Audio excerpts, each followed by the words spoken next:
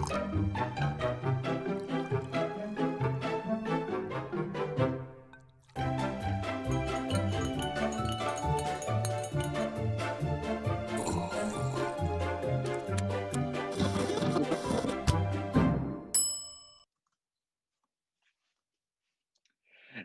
morning. Happy New Year. It's finally 2021. Amazing, amazing. Welcome to our first weekend prelude of 2021.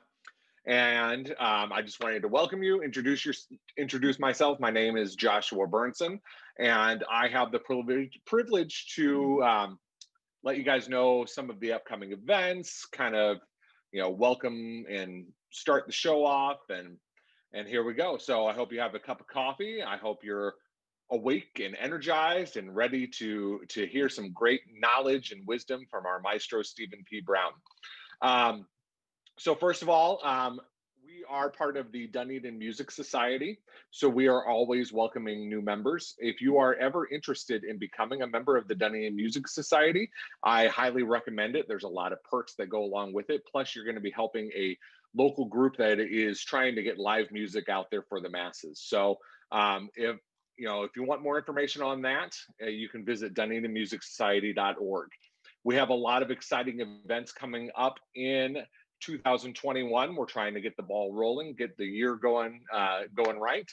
The first thing to let you know is the Pinellas Community Players are starting up again. Their rehearsals will begin Thursday, January 21st, and they meet at the Holy Trinity Episcopal Church in Clearwater. The Pinellas Community Players is a great organization. It's for people who maybe are picking up a new instrument or maybe picking up an instrument that they haven't touched in a very long time. But it gives them the opportunity to perform, and it gives you the opportunity to listen to people and experience the live music again, right? So if you are interested in learning anything more about the Pinellas Community Players, you can visit the website at mydms.me, and there is a / and it's Pinellas-community-players. And I'll put a link in the comments of today's broadcast. The Dunedin Concert Band and Chamber Ensembles, we are still currently on hiatus as we're trying to we're awaiting decisions on venues for rehearsals and performances. So we're still trying to iron out all the details there for those groups, but we're hopeful that we're going to be able to get something going here real soon. So stay tuned for that information. The big news, though, that I'm very excited to share, if you follow us on Facebook or YouTube or anything like that, you may have seen a big announcement about a European tour. I know I personally have never been to Europe, so I'm very, very excited about this. But the Dunedin Concert Band the Dunedin Music Society is going to be sponsoring a tour in 2022, in the summer of 2022, and it's going to be going through Germany and Austria. And we'd love for you to actually join us. So whether you want to perform, volunteer, just sightsee, attend some of the fabulous concerts, it's going to be a great opportunity. There is an awesome video that we released that kind of hits on it and advertise it a little bit. You can view that video on our website, or you can find out more details about prices and dates and all that kind of stuff at floridasymphonic-winds.org. And again, I'll put the link in the show notes here. Another cool thing to announce, well, this is not really an announcement of something coming forward, but it's just a recap of a wonderful event that hopefully you were able to catch at the end of 2020. We had a Boxing Day virtual festival. We've had a few of these virtual festivals in the past, but this one was really cool because we actually had 17 bands from all over the USA represented in this 3.5-hour concert event, musical entertainment. Many of our viewers actually watched the entire 3.5 hours, so that's pretty impressive there. And we had almost 1,000 views on Facebook and over 600 views on our YouTube channel. If you actually are not familiar or didn't know that we have a YouTube channel, I suggest going out there and checking out. We actually reached 100 subscribers on that YouTube channel, and we're looking to grow that. So we encourage you to check out that YouTube channel for yourself, like and subscribe. Again, I'll put a link out there to try to make it as easy as possible for you guys. So other than that, again, we're hopeful 2021 is going to be a restart to live music and really getting out there again and performing for the public. We're very optimistic as far as that's concerned. Make sure that you like and subscribe to our Facebook pages, our YouTube, just so that way you're in the know and you can see all the events coming up. But without further ado, I want to introduce Stephen, and he is going to cover today's topic, which is the whole concert package. And if you haven't printed it out already, there is a nice little worksheet that you can follow along and take notes. And again, I'll make sure that that link is available for you guys. So without further ado, Stephen P Brown. Good morning, and thank you, Joshua. Really appreciate that wonderful intro. Yes, there is so much going on, and we're going to kick 2020 behind us and launch into 2020 win. I just like saying that, 2020 win. I think that's really cheesy and corny, but you know what? That's where we're headed. So today's topic is about the whole concert package. This is about everything that's involved with a concert. And I have to say thank you to you watching who support the DMS by being here, and also in many, many other ways, including financially. We couldn't do what we do without you. It is our mission to connect local communities with live music. That is exactly what we're still doing in lockdown, even though there aren't many live in-person concerts. They're beginning to happen, I have to say. I'm seeing around Tampa Bay, around Florida, around the country, and around the world, I'm actually seeing concerts happening. Those concert series that used to host 6 to 10 concerts a year in their little communities, they are back on schedule again. And why is that? Because of audience demand, because the audiences, people like you, want them to happen. So they are beginning to happen again. Of course, there's a lot of social distancing going on. Some of them are streaming them live, some of them are just in person, but they are happening. We did one back in October. Pinellas Community Players has already done a couple at the end of last year. We're planning for more, as long as our venues, we can partner with our venues or find alternative venues that are willing to host live music so that you can actually enjoy it, because there is nothing that replicates the concert experience, the in-person live concert experience. But it's more than just entertainment. We've said this so many times, that there is a whole thing, a whole package, if you want, of live music. And that's what I want to explore today. There are actually 3 main points to focus on during the concert package. And this comes from the fact that there are people who attend what we do because they find the whole thing so fascinating. It's not just the actual music itself, the notes on the page that the performers are sharing with you. There is so much more going on, and the comments and the feedback that I get and I hear all the time and have done throughout my entire life about all sorts of other things going on around the music. So I wanted to explore that today and make sure that you're aware of these things so that you can enhance your own experiences and encourage other people to enhance their experiences when you bring them to live concerts again. At the DMS, when we resume with the Pinellas Community Players, Dunedin Concert Band, whatever happens, whenever you go to a concert next, it's good to get the maximum you can out of it with these things. I do want to start, though, with the fact that there is a wonderful quote by Quincy Jones. Quincy Jones is the jazz musician who created some amazing music out there, amazing pieces. My favorite happens to be the Soul Bossa Nova, not just because it was the opening theme to Austin Powers, but it's a really good piece of music. It's fun. So Quincy Jones, he actually helps us bring together a lot of the different aspects of live music. For example, we tend to think of music as the language of emotions or the language of the soul, and that's great. But what does that actually look like on the scientific end? And Quincy Jones touches on this a little bit. I love his quote. He said that music is both intellect and emotion. It's both.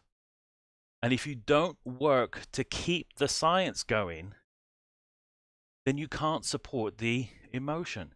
They go hand in hand. They can't separate. You can't separate the two. If you just lump music as entertainment, you're missing out on a whole bunch of benefits of why it exists. but you've got to engage somehow at some basic level the technical aspects, the scientific aspects, the actual processes, the actual way it happens. Because then when you understand at least a little bit of that, it will support your ability to communicate, to receive, and to experience music as a language of emotions. It is both scientific, it is both intellect and emotion at the same time. So I'm really pleased Quincy Jones said that, because it gives a little bit of credibility and weight to what it is that we do at the DMS and why we do it. And I hope that expands you. So what is it that we're actually trying to do? What are the three things that we can experience in the whole concert package? The first thing is just the audio element, the actual hearing part, the actual sounds, okay, the audio element. Now, of course, the music itself, what is music? You could say, technically, intellectually, it is a bunch of organized sounds. So you get to hear those sounds that have been organized. Now, even if it's not printed on paper and the performers are making it up as they go along, that's called improvisation, it's still somewhat organized. Even though it's not written down, even though it's not printed somewhere, even though it's never occurred before, there are rules and processes and procedures that the performers are following. So it's organized. There are times when you could say the music is disorganized, meaning the organization has been removed. But in order for the organization to be, and this is the kind of early 20th century audio, just weird stuff, all right? The complete mayhem of noise. But if you remove that organization from the music, that process of removing the organization is partly being organized itself. It's part of the process of organizing music, is to remove the fact that there are no rules. So hearing the organized sounds is the most obvious, the biggest step in live music, is that what you're hearing performers share with you is going on. However, at the same time, we have said it's a language of emotions. So there's a difference between hearing those organized sounds and listening to that language. What's being said? What is this language speaking? I mean, I've said it before and I don't mind repeating it again and again and again. If we could put music into words, then we would. And we'd all understand it a lot better. But then we would have no need for music if we could actually explain what it's saying to us. So the emotional part of music, this language of emotions, requires listening. I think there's a previous Weekend Prelude episode about the difference between hearing versus listening. So go check that one out. But you hear the organized sounds and then you listen to the language.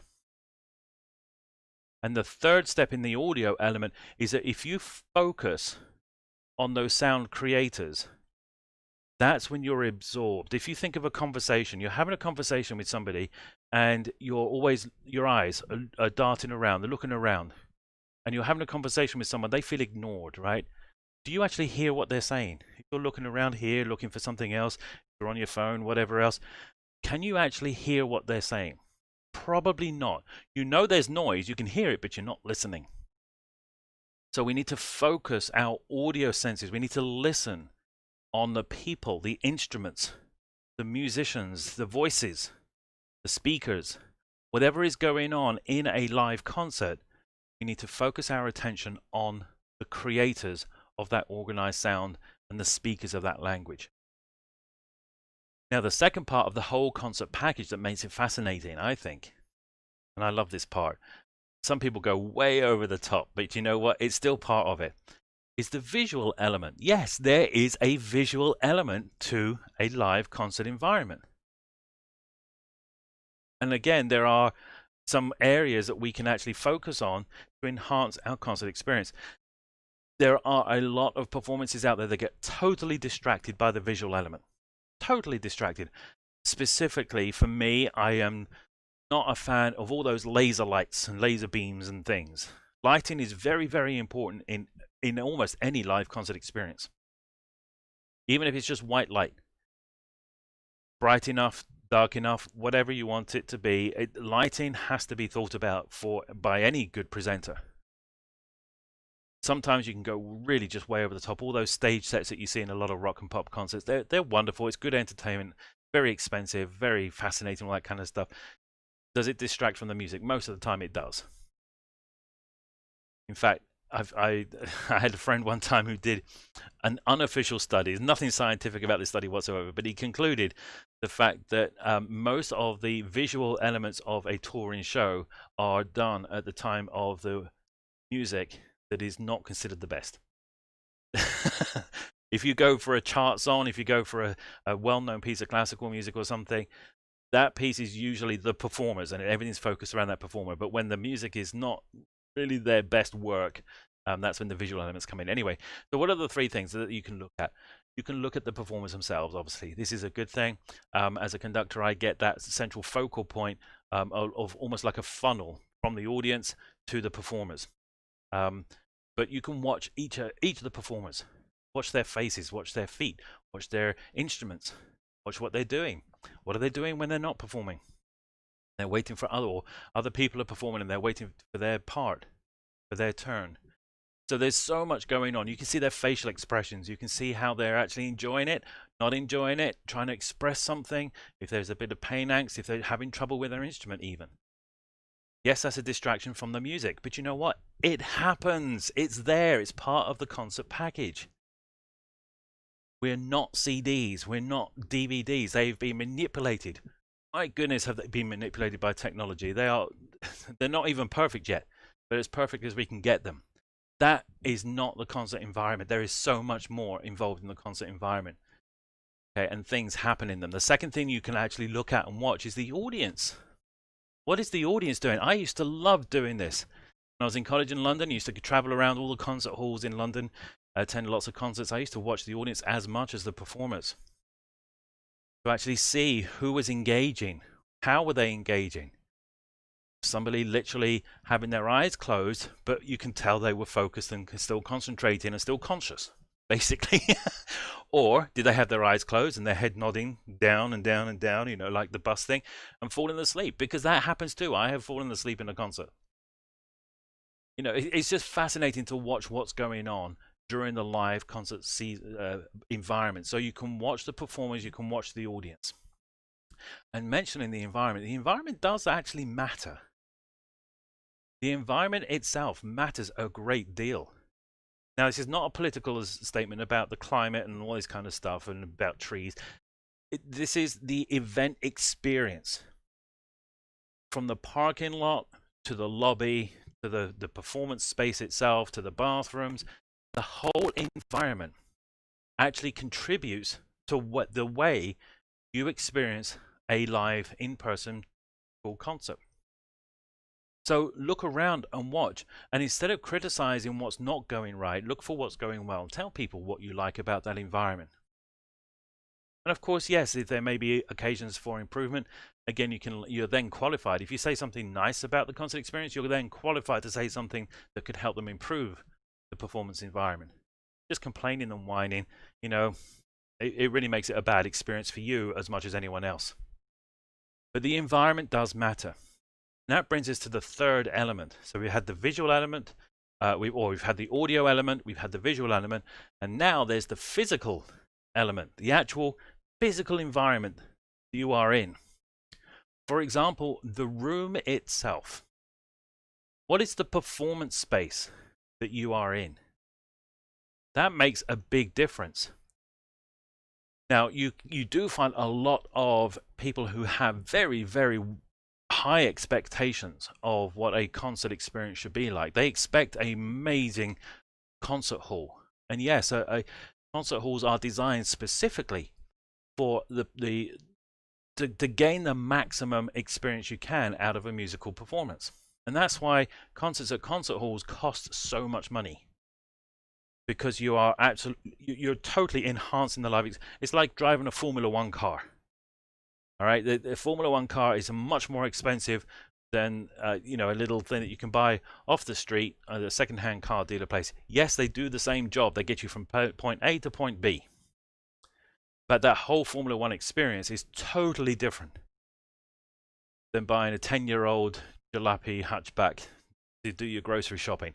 Completely different experiences. I'm not saying that one is better than the other. They have their purposes. So the room itself has an impact on the concert experience. You may be in a multi-purpose room, like a theater. There are a lot of performing arts centers these days.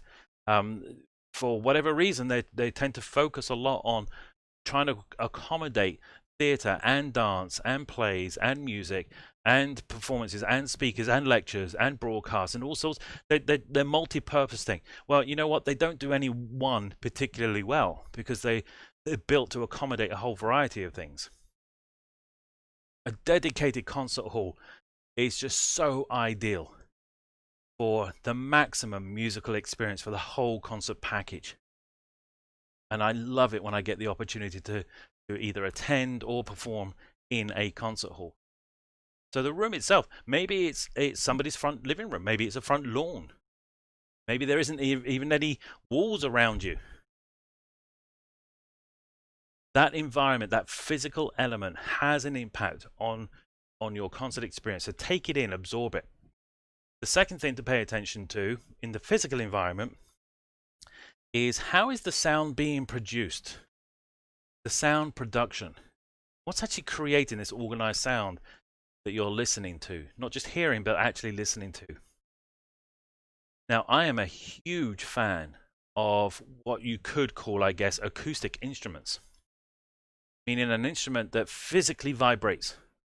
It creates sound itself. That's what sound waves are.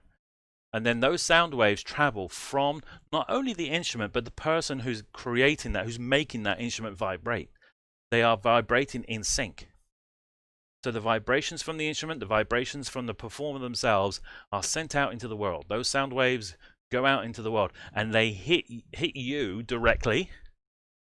Not just in your ears, but your face and your head and all over your body. Those sound waves are hitting you. That's why it's a very, very different experience for the live in-person concert as opposed to a recording. The other thing is that those sound waves are hitting the room that you're in. They're hitting the walls and the ceiling and the floor and the chairs and the curtains. And the other people, those same sound waves. And then they come bouncing back to you. So it's important to have a look at what's actually producing the sound. If it's primarily speakers, and it doesn't matter if you have one speaker on a violin or if you have a whole couple of arrays of speakers from a singer in a microphone. A speaker is two-dimensional. I don't know if you've seen the inside of a speaker. It's a big cone, kind of shaped like that, I guess, but it vibrates in and out at different speeds. And it's that vibration in and out, just forward and back, that creates the sound waves. Well, by doing that, you've now removed the three-dimensional aspect of an acoustical instrument and the performer. And your body is now being overpowered by these two-dimensional speakers, these sound waves. And you can absorb a room. You can really overwhelm a room full of people who are not only playing instruments, but also the sound being produced is coming through speakers as well. Now, there is a time and place for it. Don't get me wrong. Have I ever performed with amplification? Yes, I have. It has its time and it has its place. It's not, for me, ideal. It's not the most wonderful thing that I could do. If I can get away with an acoustic sound, I will, because that's a far better experience. But knowing how the sound is being produced will contribute to your enjoyment and your whole concert experience. It's part of the whole package. As is this last point, which is how do you actually receive the sounds? How are you actually getting that language put into you? Is it just through the eardrums? Because yes, the eardrums are 2D as well. They're like speakers. That's how they were invented. They replicate eardrums. But inside the ear are all these little fibers, these little hairs that move in three directions. They're three-dimensional. It's not just back and forth like the eardrum or speakers. But you've also got your body, you've got your head. You've got everywhere. You've got your face, you've got your fingers. Why is it when a piece of music particularly is touching and really gets to you, Why is it that your arms get goosebumps or the hair stand up or the back of your neck or something? Why does that happen? Because music is three-dimensional. It is not two-dimensional. You are three-dimensional. So how are you receiving this sound, this organized sound that's being produced? Is it just through amplification through this two-dimensional process and you're hearing it through a two-dimensional process? Or are you actually hearing the sounds or listening to the sounds or feeling the sounds or experiencing the sounds through a three-dimensional concept, which is the acoustic environment, the room, your body, all over? Are you getting those goosebumps? I was recently interviewed by voyagetampa.com. It's an online magazine, and they said, how do you measure success? And one of the responses I gave to them is, it's the number of times I experience goosebumps. That to me is a success. I can check that off. That's a measure. It's out there. I mean, what creates it? I know that music does it a lot for me. But that to me is, I count how many times I actually get goosebumps. If I experience goosebumps in one time in a concert, great, I've got my money's worth. Very happy. Success, cheerful. So that's the three things. You've got the audio element, you've got the visual element, and you've got the physical element. Those three things combined is what makes up the entire concert package and actually enhances your experience. So I really hope that helps you, because you know what, if it does, if there's any part of this that you have a question about or any part of this that you didn't realize before, please go ahead and add a comment. Doesn't matter if it's Facebook or YouTube, wherever you're watching, just let us know, or even send us an email. Let us know what you think about experiencing the whole concert package, and also whether or not you would like us to do more concerts, more live, safe, socially distanced, in-person concerts. Because if the more people who want them, then, you know, like these other concert series around the world, if the audience demands it, we will make it happen somehow. All right. So thank you so much for watching. I'm going to hand back now to Joshua. All right. So that was amazing. That was awesome. I agree. I mean, there's so much more to a concert, right, than just listening, right? And whether we are conscious of it or not, all of these factors really play into whether you're going to enjoy yourself and really enjoy the concert, the situation, and everything like that. So it was really good. My favorite part is when you were talking about the visual aspect and like watching the performers. Anyone who's ever come to any of the concerts that I've been a part of and they're watching me, they always tell me afterwards, I always have a tell, right? Because I guess I'm amusing to watch in the middle of the concert, because if I play a bad note, you can see it on my face or something along those lines. So I guess I give that entertainment quality. And doesn't that feedback make you feel good? Doesn't it make you feel like it was worth performing? Yeah. Oh, absolutely. So, but yeah, good stuff. I am looking forward to what 2021 has to offer. I'm looking forward to more opportunities for the Dunning Music Society and just really any organization being able to produce live music again. Let's get back into the habit of, bringing music to the world. So I hope you guys all have a great rest of your weekend, and let's, get going.